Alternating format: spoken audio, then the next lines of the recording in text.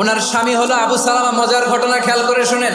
উহুদ যুদ্ধের পরে ওনার স্বামী আবু সালামা ইন্তেকাল করলো, শহীদ হলো। উম্মে সালামা রাদিয়াল্লাহু তাআলা আনহা ওনার প্রাণ প্রিয় স্বামী আবু সালামার ইন্তেকালের পরে চোখের পানি ছাড়ে আর পড়ে ইন্না লিল্লাহি ওয়া ইন্না ইলাইহি রাজিউন। যেহেতু বিশ্বনবী বলেছেন কেউ যদি বিপদের প্রথম ধাক্কায় পড়ে ইন্না লিল্লাহি ওয়া ইন্না ইলাইহি রাজিউন, আল্লাহুম্মা আজুরনি ফি মুসিবাতি ওয়া আখলুফ লি খায়রাম মিনহা, তাহলে এই বিপদে যে সে যা হারালো তার চেয়ে শ্রেষ্ঠ কিছু দিয়ে আল্লাহ তার বদল দিয়ে দিবে। এই হাদিস শুনে বারবার এই দোয়া পড়ে, চোখের পানি ছাড়ে আর মনে মনে বলে আবু সালামার মতো ভালো মানুষ মদিনাতে নাই, তার চেয়ে ভালো মানুষ কি করে আল্লাহ তাআলা আমারে দিবে, তার চেয়ে ভালো মানুষ তো আমি মদিনাতে দেখি না। কি আজীব তামাশা, কি অবাক করা ঘটনা।